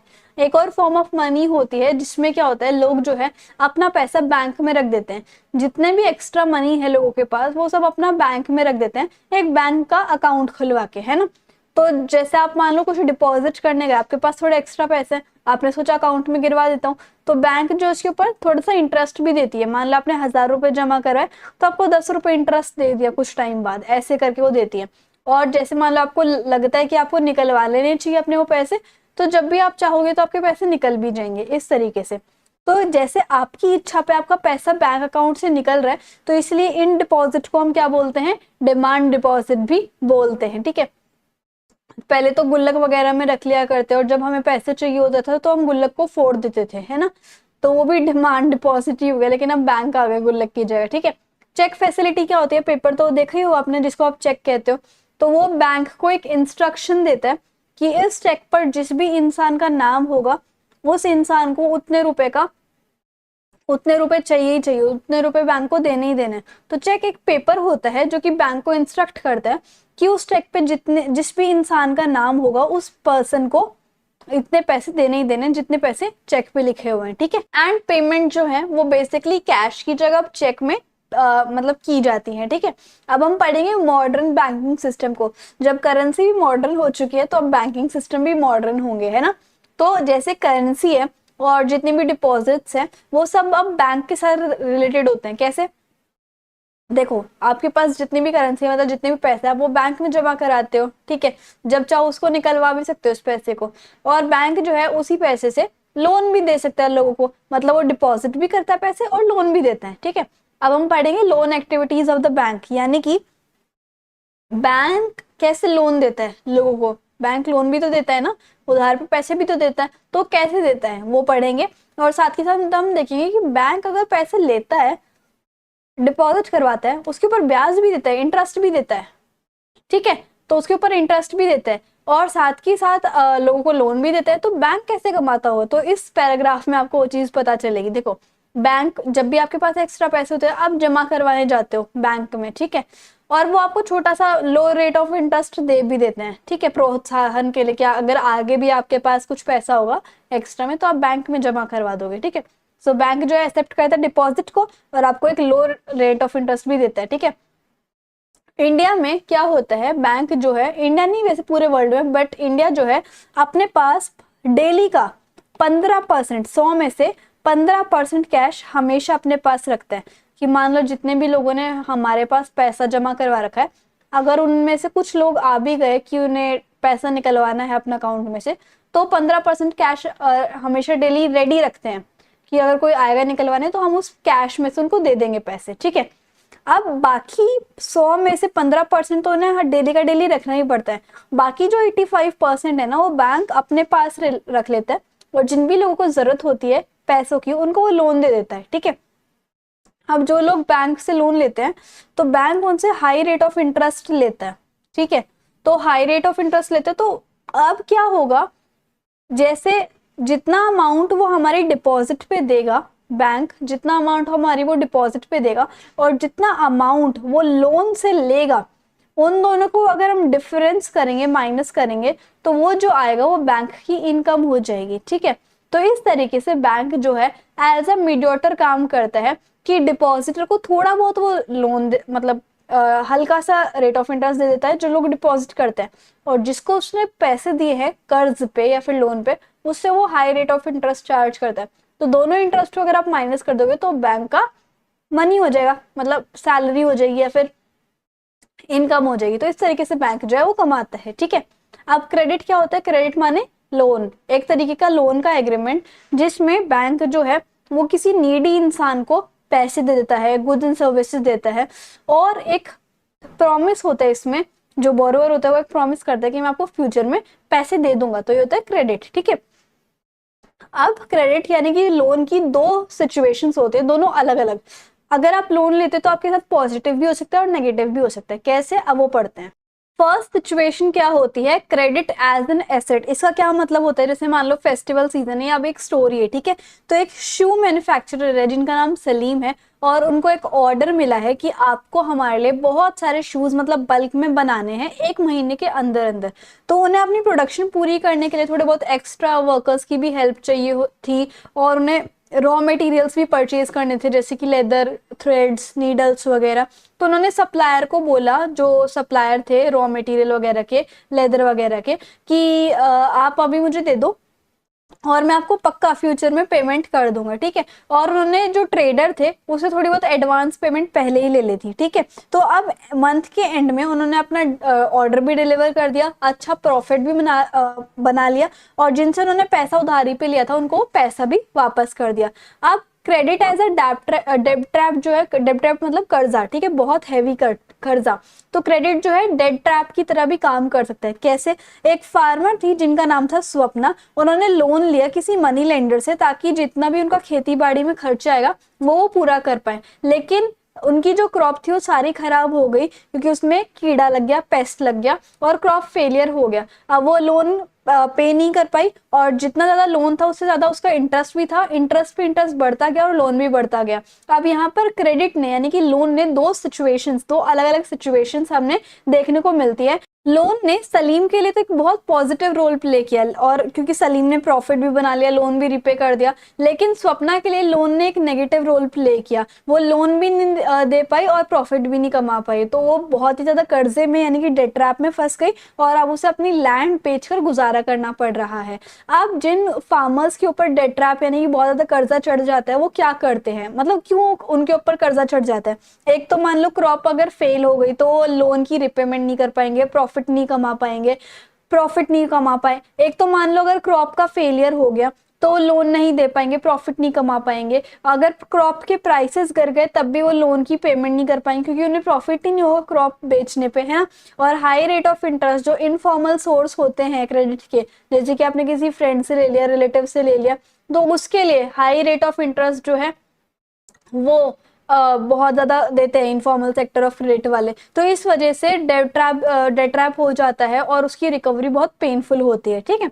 अब हम बात करेंगे terms of credit. Terms of credit कुछ ऐसी कंडीशंस होती हैं, जैसे हर चीज की कोई कंडीशन होती है ना, आप स्कूल में जाते हो, स्कूल की कंडीशन होती है कि सुबह सुबह जल्दी आना पड़ेगा 8 बजे से पहले पहले, तो एक कंडीशन है ना, आपको फुलफिल करनी पड़ती है। ऐसे ही लोन लेने से पहले भी कुछ कंडीशंस होती हैं जिनका नाम क्या होता है, टर्म्स ऑफ क्रेडिट। और इसके अंदर 4 चीजें होती हैं, 4 चीजें। वो कौन कौन सी होती है? एक तो इंटरेस्ट रेट, हम कितना लेंगे आपसे लोन का, ठीक है। कोलेट्रल आपको देना पड़ेगा, अभी बताऊंगी कोलेट्रल क्या होता है। डॉक्यूमेंट आपको देने पड़ेंगे अपने, और आप किस तरीके से पेमेंट करोगे, ऑनलाइन या ऑफलाइन, चेक या कैश, इस तरीके से। वो 4 चीजें से एक बैंक जो है वो आपको तब लोन प्रोवाइड करता है, जिसको आप टर्म्स ऑफ कंडीशन कहते हो, ठीक है। तो जो भी लोन का एग्रीमेंट होता है उसमें स्पेसिफाई होता है कि इतने रुपए का लोन लिया गया है और इतना रेट ऑफ इंटरेस्ट चार्ज किया जाएगा, और आपको लोन तो देना ही देना है, लेकिन उसके ऊपर थोड़ा बहुत ब्याज भी देना है, ठीक है। अब इसके साथ साथ जो लोन देते हैं वो एक कोलेटरल की भी डिमांड रखते हैं कि हमें क्या पता आप फ्यूचर में हमारा पैसा लौटा ही दोगे या नहीं लौटाओगे। आप एक गारंटी रख के जाओ। मान लो अगर आपने 15 लाख का लोन लिया है तो आपको कम से भी कम 20 लाख रुपए की या फिर 25 लाख रुपए की आपको प्रॉपर्टी गिरवी रखनी पड़ेगी एज अ गारंटी, की कल को अगर आपने हमारा पैसा नहीं दिया तो हम वो प्रॉपर्टी आपकी बेच देंगे, वो प्रॉपर्टी फिर हमारी हो जाएगी, ठीक है। तो ये होता है कोलेटरल। कोलेटरल मतलब कोई गारंटी, चाहे कोई व्हीकल हो गया, लैंड हो गया, इस तरीके से। हाँ, तो ये मैंने बता दिया। और टर्म्स ऑफ क्रेडिट में 4 चीज आती है। इंटरेस्ट रेट मैंने आपको बता दिया, कोलेटरल आपको बता दिया, फिर बैंक को वो भी चाहिए, डॉक्यूमेंट्स भी चाहिए, आपका आधार कार्ड, पैन कार्ड, सारे प्रूफ चाहिए। और कैसे आप पेमेंट करोगे, रीपेमेंट करोगे, कैसे आप हमारा लोन उतारोगे, ऑनलाइन या ऑफलाइन, इस तरीके से। कोलेटरल मैंने आपको बता ही दिया कि जैसे मान लो मेरे को लोन चाहिए और मेरे पास कोई जमीन है, कोई बिल्डिंग है, व्हीकल है, कोई भेड़ बकरी है, कोई मैंने डिपॉजिट कर रखा है दूसरे बैंक से, तो मैं कुछ गिरवी रख सकूं और बदले में लोन ले सकूं, कि कल को मैं अगर लोन का भुगतान नहीं कर पाई तो मैं उन चीजों को बैंक को सौंप दूंगी, एज अ गारंटी उनको दे दूंगी कि वो उसको बेच के अपना लोन का पैसा वापस निकाल सकते हैं, ठीक है। अब यहाँ पर लोन कहाँ कहाँ से हमें मिल सकता है? बैंक से मिल सकता है, ट्रेडर से मिल सकता है मतलब बिजनेसमैन से, कोऑपरेटिव सोसाइटी से मिल सकता है, लैंडलॉर्ड, मनी लेंडर और रिलेटिव और फ्रेंड से भी हमें कुछ पैसे उधार पे मिल सकते हैं, ठीक है। अब बैंक कभी कभी कुछ लोगों को लोन देना पसंद नहीं करते, क्यों? जैसे मान लो कि नहीं लोगों, बैंक को वैसे प्रॉपर डॉक्यूमेंट चाहिए होते हैं, लीगल डॉक्यूमेंट चाहिए होते हैं, कोलेट्रल चाहिए होता है, ताकि उनकी लोन की सिक्योरिटी हो जाए, है ना। जिन बोरोवर्स ने पहले का पैसा नहीं दिया हुआ, लोन का पहले का पैसा नहीं दिया हुआ, उनको बैंक दोबारा देने में झिझकते हैं, ऑब्वियसली कोई भी झिझकेगा, है ना। और जिन कोई बिजनेसमैन है जिन्होंने कोई ऐसा बिजनेस किया जिसके ऊपर बहुत हाई रिस्क है, ठीक है, उसके बिजनेस में बहुत हाई रिस्क है डूबने का, तो वहां पर वो बैंक जो है पैसा एज अ लोन देना पसंद नहीं करते हैं। अब credit sources in India, 2 type के सोर्सेज होते हैं, मतलब लोन के सोर्सेज होते हैं इंडिया में, जहां से हमें लोन यानी कि पैसा उधारी पे मिल सकता है। एक फॉर्मल सोर्स क्रेडिट और एक इनफॉर्मल। फॉर्मल कौन से होते हैं? जो बैंक और कोऑपरेटिव होते हैं, जिनके ऊपर आरबीआई नजर रखता है, ये कोई भी फ्रॉड काम नहीं कर सकते, यहाँ से आपको बैंक जो है पैसा देगा आपको, वो सब जेन्युइन तरीके से होगा, ठीक है। लोअर रेट ऑफ इंटरेस्ट पे आपको लोन मिलेगा, कोलेटरल सिक्योरिटी आपको जमा करानी पड़ेगी, रिजर्व बैंक इनके ऊपर नजर रखते हैं कि ये कोई भी बुरा काम नहीं करेंगे, और यहाँ पर बैंक और कोऑपरेटिव आते हैं। इनफॉर्मल सेक्टर में आपके मनी लेंडर्स आ गए, ठीक है, यानी जमींदार वगैरह आ गए, फ्रेंड आ गए, बिजनेसमैन आ गए जिनको आप जानते हो, लैंड ओनर्स आ गए, ठीक है। ये क्या होते हैं? ये ज्यादा रेट ऑफ इंटरेस्ट चार्ज करते हैं लोन देते वक्त, और यहाँ पर कोई कोलेटरल की जरूरी मतलब कोलेटरल की नीड नहीं होती इनको देने की, और इनके ऊपर कोई नजर बनाए नहीं रखता, ठीक है। तो इसलिए आप इन पॉइंट्स के बेसिस पे इनका डिफरेंस भी कर सकते हो, फॉर्मल सेक्टर का भी और इनफॉर्मल सेक्टर का भी। रेट ऑफ इंटरेस्ट यहाँ लो रहता है, यहाँ पर हाई रहता है। कोलेटरल चाहिए, यहाँ पर नहीं चाहिए, आरबीआई इनको देखता है, यहाँ पर इनको कोई नहीं देखता। ज्यादा डॉक्यूमेंट चाहिए, यहाँ पर डॉक्यूमेंट लेस चाहिए।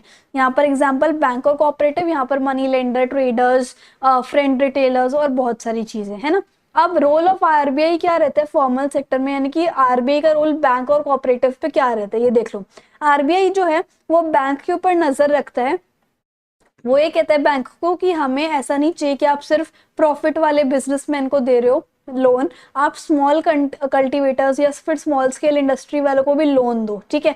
बैंक को एक रिपोर्ट देनी होती है कि उन्होंने कितना पैसा लोन पे दिया, उसके ऊपर कितना इंटरेस्ट रेट चार्ज किया और क्या क्या कोलेटरल रखा, हर रिपोर्ट बैंक को आरबीआई को देनी होती है। और बैंक्स को आरबीआई के पास कुछ पैसा जमा करवा के रखना होता है, ठीक है, ताकि हमारे मार्केट में ज्यादा मनी की सप्लाई ना हो, डिजायरेबल ही हो।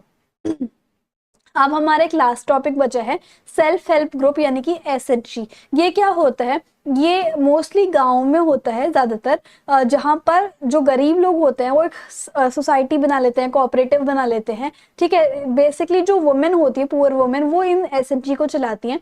ये क्या करती हैं, जितने भी इस एसएचजी के मेंबर्स होते हैं वो सब डेली का डेली कुछ कुछ पैसा जो है यहाँ पर इस ग्रुप में जमा करा देते हैं, और जिस भी इंसान को नीड होगी पैसे की, वो बहुत लो रेट ऑफ इंटरेस्ट पे ये ग्रुप उनको पैसा दे देता है, ठीक है।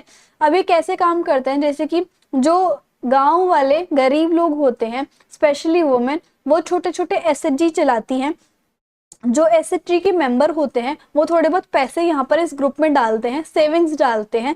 यहाँ पर लोन आपको विदाउट कोलेट्रल मिल जाते हैं, बहुत रीजनेबल रेट ऑफ इंटरेस्ट पे आपको लोन मिल जाते हैं, और यहाँ पर सोशल इश्यूज के बारे में भी डिस्कशन चलती है। एक बहुत अच्छा एग्जाम्पल एसएचजी का है ग्रामीण बैंक ऑफ बांग्लादेश। ये किसने स्टार्ट किया था, प्रोफेसर मोहम्मद यूनिस ने, जिन्होंने नोबेल प्राइज फॉर पीस भी जीता था 2006 में।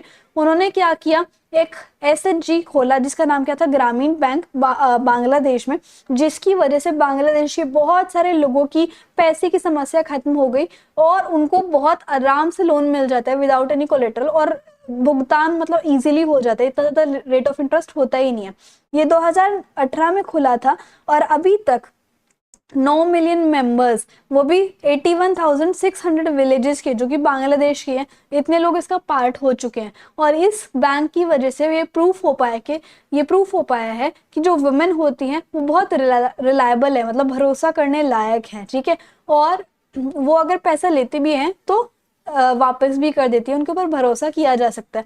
और इस बैंक की वजह से बहुत सारे लोग अपना रोजगार भी स्टार्ट कर पाए हैं, बहुत सारी एक्टिविटीज सक्सेसफुली कंडक्ट कर पाए हैं, ठीक है। और आज हम करेंगे अपना चैप्टर जो कि हमने क्लास 10th की एसएसटी में या फिर बहुत सारे सब्जेक्ट्स में काफ़ी बार इस टर्म का मतलब हमने जान लिया है। हिस्ट्री में भी हमने देखा, थोड़ा बहुत हमने पॉल साइंस में भी देखा, ज्योग्राफी में भी देखा, तो हम अच्छे से फेमिलियर हो चुके हैं कि ग्लोबलाइजेशन होता क्या है ना, क्या होता है, क्या समझाया था मैंने आपको हिस्ट्री में। देखो, ग्लोबलाइजेशन का क्या मतलब होता है कि जब पूरा देश या फिर पूरा वर्ल्ड इकट्ठा हो जाए, एक्सचेंज करे एक दूसरे के साथ, क्या एक्सचेंज करे, कल्चर्स एक्सचेंज करे, टेक्नोलॉजी एक्सचेंज करे, पीपल एक्सचेंज करे, आइडियाज़, ठीक है, और टेक्नोलॉजी, आइडियाज़, इंफॉर्मेशन, है ना, ये सब चीज़ें वो करें, ओके। और एमएनसीज लाइक मनी, कैपिटल को एक्सचेंज करे। यानी कि जैसे दो कंट्रीज़ हैं या फिर बहुत सारी कंट्रीज़ हैं,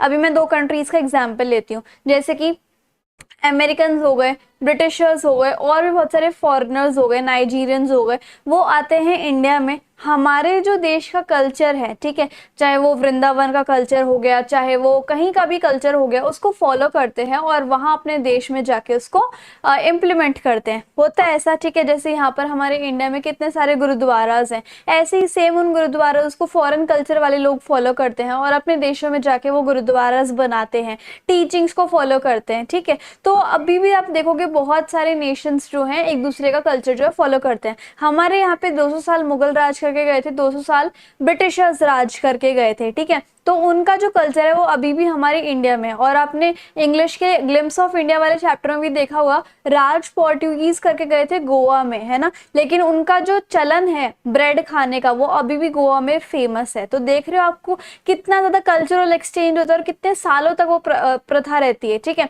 ऐसी बहुत सारी प्रथा जो इंडियन की है ही नहीं, जो मुगल्स की है, जो ब्रिटिशर्स की है, वो अभी तक हमारे उसमें चलती आ रही है, राइट। लेकिन काफी सारी बेकार पॉलिसीज अभी भी गायब हो चुकी हैं, थोड़ी बहुत ही बची हैं, ठीक है।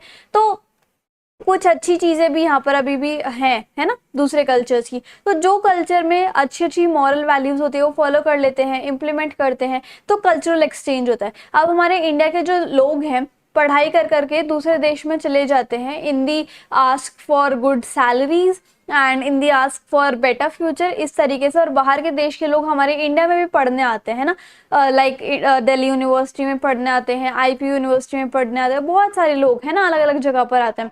अब यहाँ पर देखो लोगों का एक्सचेंज, कैपिटल देखो, बाहर के देश के जो कंट्रीज, जो कंपनीज होती हैं वो अब हमारे यहाँ पर इंडिया में आ रही हैं। अब आपने देखा G20 समिट हुआ, वो G20 समिट क्यों हुआ था, ताकि हमारे पूरे वर्ल्ड के क्लाइमेट चेंज पर चर्चा की जाए, एनवायरनमेंट की सस्टेनेबल पॉलिसी को देखा जाए कि इन्वायरमेंट को हम कैसे बचा सकते हैं, क्या क्या चीज़ें इम्प्लीमेंट कर सकते हैं, ठीक है, और कैसे कैसे पॉल्यूशन को रोक सकते हैं, है ना। और उसके बाद आपने भी देखा होगा कि जैसे हमें हमेशा से सिखाया जाता था कि वाटर पॉल्यूशन कैसे रोका जा सकता है, कि जो हमारे आइडल्स होते हैं, जो हम मूर्ति को विसर्जित करते हैं, पानी के अंदर डालते हैं, तो उससे एक्वेटिक लाइफ पर बहुत हार्म पहुंचता है और हमारा पानी बहुत पॉल्यूट होता है। तो इस बार क्या हुआ, बहुत सारे फेस्टिवल्स में वो आइडल्स को बहाने से रोक दिया और जुर्माना लगाया गया, ठीक है। तो ऐसे से G20 में फैसले लिए गए हैं। And the second thing is कि हमारे देश की इकोनॉमी को और बाकी देश की इकोनॉमी के साथ कैसे कोलैबोरेट किया जाए, जीडीपी कैसे इंप्रूव की जाए, तो ये G20 का था। अब देखो लोगों का एक्सचेंज होता है, कंट्रीज के कैपिटल का एक्सचेंज होता है। अब यहाँ पर आपने देखा होगा इंडिया के अमेरिका के साथ कितने डॉलर्स की 400 मिलियन डॉलर्स की आई गेस डील पकी हुई है ना। तो कैपिटल एक्सचेंज हो गया, पीपल एक्सचेंज हो गया, कल्चरल एक्सचेंज हो गया। जो जापान की देश की टेक्नोलॉजी है, स्विट्जरलैंड के देश की टेक्नोलॉजी है, चाहे वो रोपवे की, बुलेट ट्रेन की, वो अब इंडिया में इम्प्लीमेंट हो रही है ना।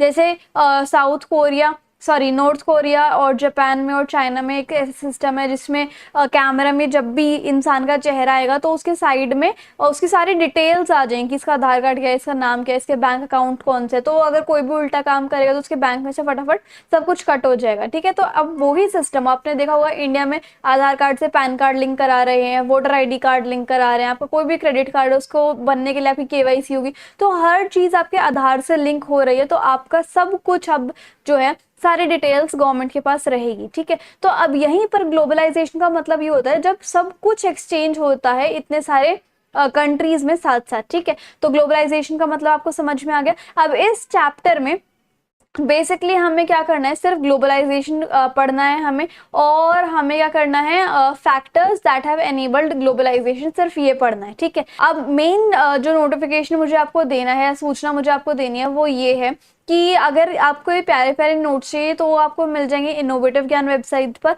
और अगर आपको कोई भी डाउट है तो आप मुझे इंस्टाग्राम पे फॉलो करके DM कर सकते हो, I will reply as soon as possible. तो ग्लोबलाइजेशन का मतलब मैंने आपको सिखा दिया। अच्छा, मैं एक चीज़ और थी इसके अंदर कि ग्लोबलाइजेशन मतलब मैंने आपको सिखा दिया। हाँ, पूरा चैप्टर नहीं आ रहा है, इसमें सिर्फ आपके 2 ही टॉपिक आ रहे हैं, globalisation, factors that led to globalisation. अब ऐसे कौन कौन से फैक्टर्स है जिसकी वजह से ग्लोबलाइजेशन होता है। एक तो हमारा ट्रांसपोर्ट बहुत अच्छा है, अगर हमें बाहर के देश से कुछ सामान मंगाना है तो यहाँ कैसे आएगा इंडिया में, ट्रांसपोर्टेशन की वजह से ही है ना।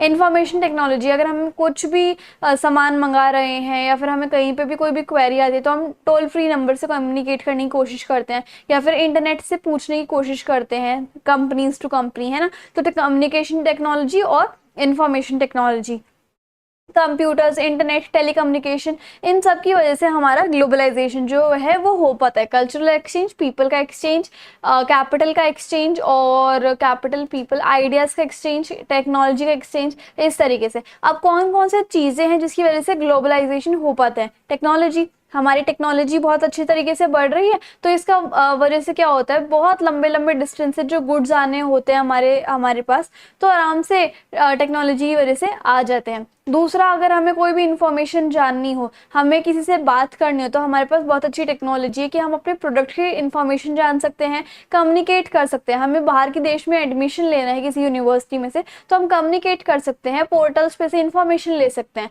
और कैसे इंफॉर्मेशन टेक्नोलॉजी ग्लोबलाइजेशन को बढ़ावा दे रही है, देखो यहाँ पर लिखा हुआ है। ट्रांसपोर्टेशन की एक तो बहुत अच्छी इंप्रूवमेंट हो गई, एयरवेज है, वाटरवेज है, रोडवेज है, और कौन कौन सा होता है, एयरवेज, वाटरवेज, हाँ रेलवेज है। तो इनकी वजह से जब ट्रांसपोर्टेशन में इतना इंप्रूवमेंट आ गया तो हम गुड्स को बहुत अच्छे, बहुत लंबे लंबे डिस्टेंस तक भेज सकते हैं, हम इंफॉर्मेशन सेंड कर सकते हैं, रिसीव कर सकते हैं बहुत सारे प्लेटफॉर्म से, है ना।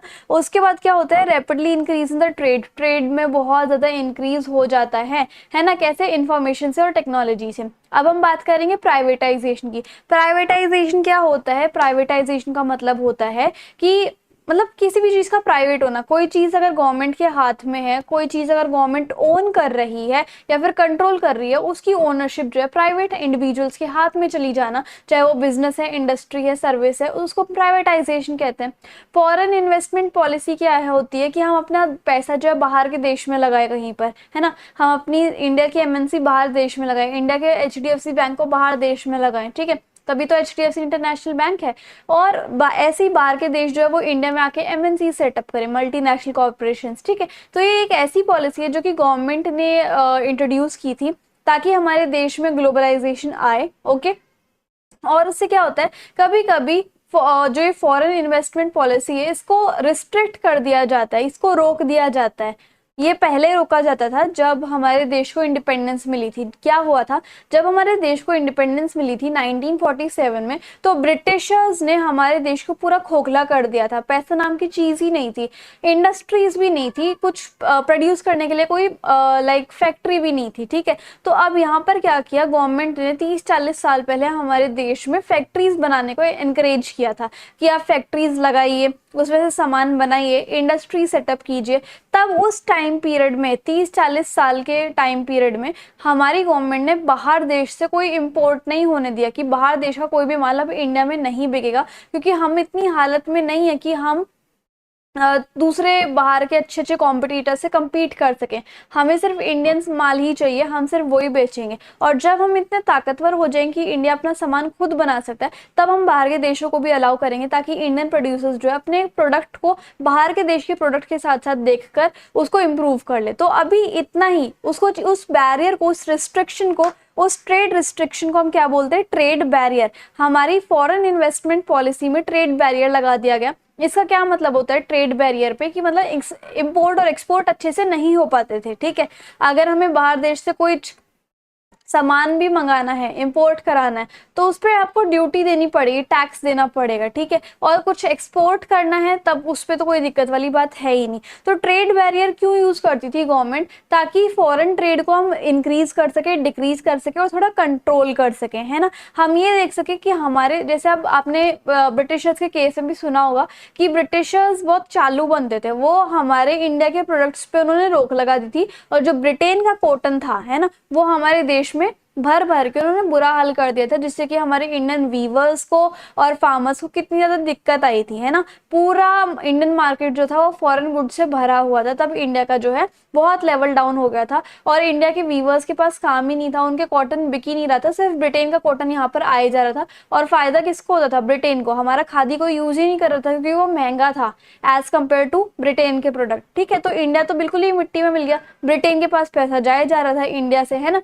तो यहाँ पर अब ऐसा कुछ ना हो, इसलिए गवर्नमेंट ने ये ट्रेड बैरियर लगाए कि अब हम देखेंगे अपने हिसाब से कि हमारे देश में कौन कौन से टाइप के गुड्स आएंगे, कितने आएंगे, और आने भी चाहिए, हमारे देश में नहीं आएंगे। ठीक है, और दूसरा, हमारे देश का जो माल है, पहले हम सारे प्रोडक्ट्स अपने देश में बनाना सीखेंगे, उनको अपने ही देश में पहले बेचेंगे, अपनी कंट्री को मजबूत बनाएंगे। हमें अभी फॉरेन कॉम्पिटिशन नहीं करना है। ठीक है, रिस्ट्रिक्शंस लगा दी थी फॉरेन ट्रेड पर। ठीक है, अब यहाँ पर एट दैट टाइम इंडिया को सिर्फ इस चीज़ के लिए कौन कौन से इंपोर्ट प्रोडक्ट कराने के लिए अलाउंस थी, एक तो मशीन मंगाने के लिए, क्योंकि इंडस्ट्री सेटअप हो रही थी, तो मशीन आराम से मंगा सकते थे, कोई ड्यूटी नहीं देनी होती थी। फर्टिलाइजर मंगा सकते थे और पेट्रोल मंगा सकते थे। बाकी अगर आप और कुछ भी मंगाओगे तो उसके ऊपर आपको ड्यूटी देनी पड़ेगी।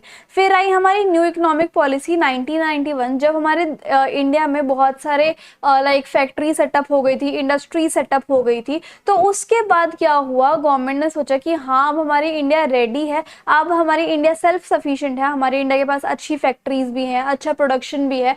तो अब ये जो है बाहर देशों के प्रोडक्ट के साथ compete कर सकती है। ठीक है, अपने प्राइसिंग कंट्रोल कर सकती है, और उनके जैसा ही वो क्या करा सकती है, लाइक अपने प्रोडक्ट में क्वालिटी को लेकर इम्प्रूवमेंट करा सकती है। उन थोड़े बहुत कंपटीशन भी होना चाहिए। ठीक है, ताकि हमारा इंडिया जो है हर एक कंपटीशन से ऊपर निकल जाए, इंपोर्ट एक्सपोर्ट जो है थोड़े इजी हो जाए। तो न्यू इकोनॉमिक पॉलिसी में ये सब था कि अब ट्रेड बैरियर हटा दो और इंडियन प्रोड्यूसर को कम्पीट करने दो बाहर के प्रोड्यूसर्स के साथ। ठीक है, सो ये सब चीज़ थी। अब यहाँ पर एक और चीज़ आई थी 1991 में, प्राइवेटाइजेशन मैंने आपको बता दिया, ग्लोबलाइजेशन मैंने आपको बता दिया। अब यहाँ पर एक और चीज़ थी लिबरलाइजेशन। लिबरलाइजेशन ये एक ऐसा डिसीजन था जो कि बहुत बड़ी ऑर्गेनाइजेशन ने लिया था हमारी इंडिया के लिए, वो थी वर्ल्ड ट्रेड ऑर्गेनाइजेशन। लिबरलाइजेशन में क्या था कि इंडिपेंडेंस के बाद जैसे गवर्नमेंट ने ट्रेड बैरियर लगा दिए थे कि हम देखेंगे भाई कि हमारे इंडिया में कौन सा सामान आएगा, कौन सा नहीं आएगा, और अगर कुछ मंगाना होगा तो कौन सा मंगाना है हमें, लेकिन बाहर देश का माल हम इंडिया में भरने नहीं देंगे। अब हम अपनी इंडिया को सेल्फ रिलायंट बनाएंगे। तो बैरियर लगा देते इंपोर्ट एक्सपोर्ट पे। ठीक है, उसके बाद क्या हुआ, जैसे अब इंडियन इंडस्ट्री थी वो इंडिपेंडेंस के बाद आ रही थी, सो कंपटीशन जो था इंपोर्ट से wouldn't have allowed these industries to come up. ठीक है, अब 1991 में गवर्नमेंट ने डिसाइड किया कि अब टाइम आ गया है कि इंडियन प्रोड्यूसर्स को compete करना चाहिए। ये तो मैंने आपको बता दी कहानी। लिबरलाइजेशन क्या था कि जैसे गवर्नमेंट इतनी सारी रिस्ट्रिक्शन लगा रही थी, कंट्रोल कर रही थी, रेगुलेट कर रही थी प्राइवेट बिजनेस पे, ट्रेड पे, कि हम देखेंगे तुम एक्सपोर्ट कराओगे, इंपोर्ट कराओगे या नहीं कराओगे, तुम्हें लाइसेंस लेना है सेटअप करने के लिए या नहीं लेना है। तो अब गवर्नमेंट ने अपनी जो रूल्स रेगुलेशन रिस्ट्रिक्शंस थी ये सब कम कर दिया और इस चीज़ को बोला गया लिबरलाइजेशन, मतलब फ्रीडम मिल जाना। ठीक है, अब इसकी वजह से क्या हुआ, कंपटीशन की वजह से हमारे देश की परफॉर्मेंस जो है वो काफ़ी इंप्रूव हो गई थी। रिस्ट्रिक्शन हट जाना मतलब अब इजी इंपोर्ट एक्सपोर्ट का प्रोसीजर होगा, तो उससे क्या हुआ, हमारे प्रोड्यूसर्स की परफॉर्मेंस अच्छी होगी। जो बैरियर थे फॉरेन ट्रेड और फॉरेन इन्वेस्टमेंट पे, तो वो भी रिमूव हो गए कि अब तुम एक्सपोर्ट इंपोर्ट भी करा सकते हो ईजिली, और साथ के साथ बाहर देश में पैसा लगाना चाहो तो वो भी आराम से कर सकते हो। ठीक है, अब ये हो गया। और उसके बाद क्या हुआ, कंपटीशन से हमारे देश के जो प्रोड्यूसर्स हैं उनकी क्वालिटी जो है काफ़ी इंप्रूव हो गई थी। तो तीन चीज़ें होती हैं ये जो थी लाइक न्यू इकोनॉमिक पॉलिसी 1991 की, ग्लोबलाइजेशन, प्राइवेटाइजेशन और लिबरलाइजेशन। ग्लोबलाइजेशन मैंने आपको बता दिया स्टार्टिंग में, प्राइवेटाइजेशन मैंने आपको बता दिया कि प्राइवेट हाथों के अंडर आ जाना, और लिबरलाइजेशन मैंने आपको बता दिया कि रूल्स एंड रेगुलेशन जो है जो गवर्नमेंट ने सेटअप किए थे उसको हटा देना। तो ये सब तीन चीज़ें जो थी वो मेन चैप्टर था हमारे इसका, एंड अब ये खत्म हो गया है। आई होप आपको वीडियो और मेरे समझाने का तरीका काफ़ी अच्छा लगा होगा। So if you like the video and the explanation then please like, share, comment and subscribe the channel. Thank you so much.